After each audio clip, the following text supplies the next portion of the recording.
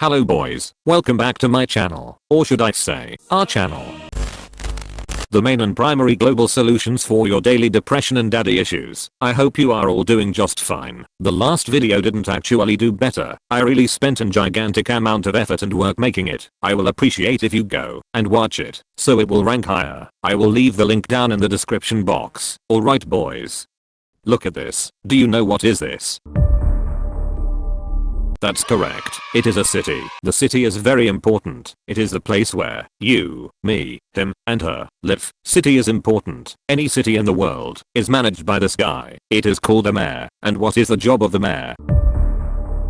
That's correct. Mayoring the city. He must keep his reputation high, so people of the city will elect him again next time. To achieve that, the mayor must keep his city clean and his citizens entertained. And this is exactly what Mayor of Cleveland, Ohio did not do. That's right boys, you guessed it. Today we will be talking about Cleveland, Ohio and the complete epic disaster of Balloonfest that took place in 1986. Before we proceed, I feel it is my obligation here to throw in some context. Cleveland. What is Cleveland? It is a city in Ohio state in the United States of America. In the 80s, it was not doing so very good. The economy was in free fall. It was one of the main cities with lot of factories in USA. They were closing down. Production moved overseas. The city earned a bad nickname, the Rust Belt. But by the 80s, people were running away from the city as industrial jobs vanished. The city lost nearly 24% of its population in just over a decade. This massive population runaway left behind lot of abandoned buildings, a shrinking tax base, and empty streets. Cleveland was completely broke. In late 1978, it became the first major American city to run out of money and default since the Great Depression. Before that, everything seemed amazing.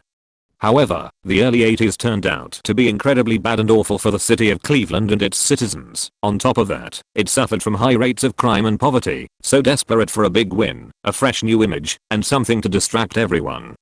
This is exactly what set the stage for the 1986 disaster. On top of the mess, Cleveland had a huge pollution problem.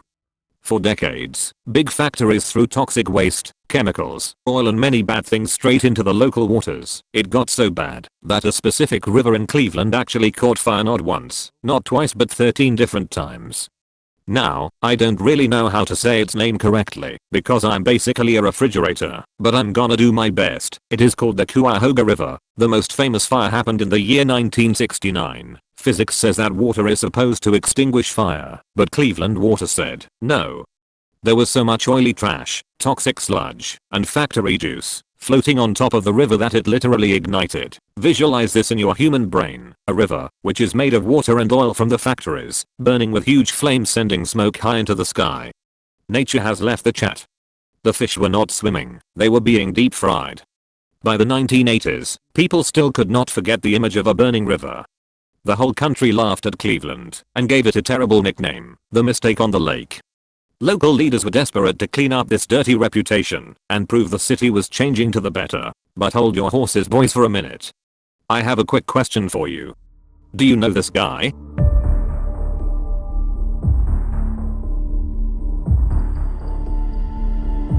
Of course you don't. This is why you are watching this useless video on this useless channel.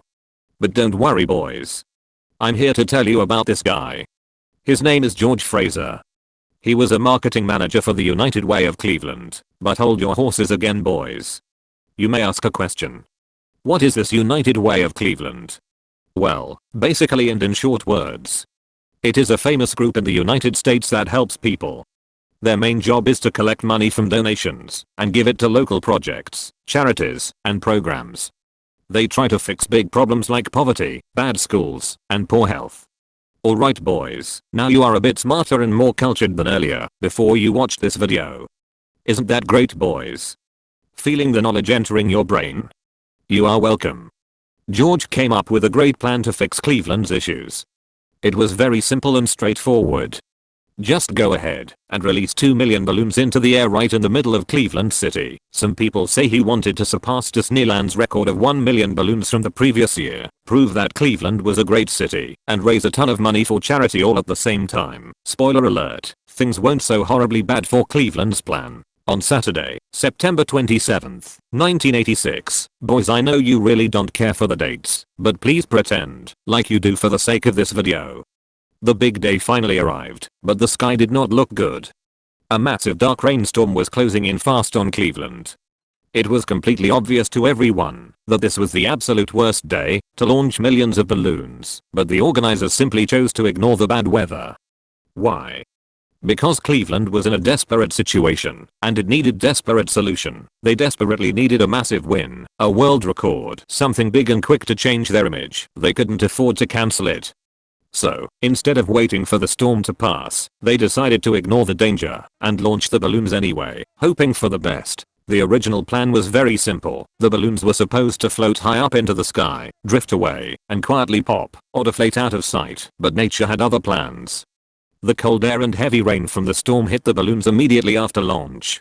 Instead of going up, the freezing rain pushed all 1.4 million balloons straight back down to the ground. Within minutes, all balloons flooded the streets of Northeast Ohio and completely covered the water of Lake Erie, creating a massive, unexpected mess. Things were not looking so good for City of Cleveland. The consequences were immediate and chaotic. First, the roads became a complete mess. Drivers suddenly found themselves in a storm of falling balloons. People swerved left and right to avoid them, which caused multiple car crashes across the city. Next, the local airport had to completely shut down. Tens of thousands of balloons landed right on the runways, making it impossible for airplanes to take off or land safely. The mess didn't even stay in the country. The wind blew some balloons all the way across the lake into Canada. They landed on beaches, polluted beautiful lakes, and clogged up protected nature reserves. Even animals were affected. The sudden chaos and thousands of falling objects terrified local animals, and several horses were reported injured as they panicked. The most tragic part of the whole disaster involved two missing fishermen. They had disappeared on Lake Erie the day before, and the Coast Guard was out looking for them. But when the balloons crashed down, they completely covered the lake. The water looked like an asteroid field of millions of colorful dots, making it absolutely impossible for rescuers to see anything or spot a person in the water. Even a rescue helicopter tried to help, but it couldn't safely fly into the area because of the massive clouds of balloons. The rescue mission had to be cancelled. 2 days later, the bodies of the two men washed ashore. In the end, the big plan turned into a massive financial and legal disaster. The United Way group did manage to raise about $500,000 by selling balloon sponsorships, but that money was quickly wiped out. Instead of a success, the event became a massive money loser because the organization was hit with a wave of angry lawsuits. First, the wife of one of the drowned fishermen sued them for $3 million. Then, the owner of the injured horses sued them for $100,000. On top of that, tons of other people filed claims demanding money for property damage to their cars and land. The desperate solution to fix the city's image just ended up costing them a fortune. And remember boys, Cleveland City is so broke and desperate for solutions. Things are not looking so good here. Ultimately, the money paid out for the lawsuits and damages was far more than the $500,000 they raised, leaving the organization with a massive loss. The worst part came to light later during the investigations. It was revealed that the managers actually knew about the heavy rainstorm the day before the launch. They had full warning from weather reports, but they completely chose to ignore it and pushed forward anyway. If they had just listened to the warnings and paused the event, the entire tragedy could have been completely avoided. Alright boys, there you have it. I hope you enjoyed this video. Don't forget to scroll down to the description box to watch the other video. Let's help it rank even higher. And as always, take care.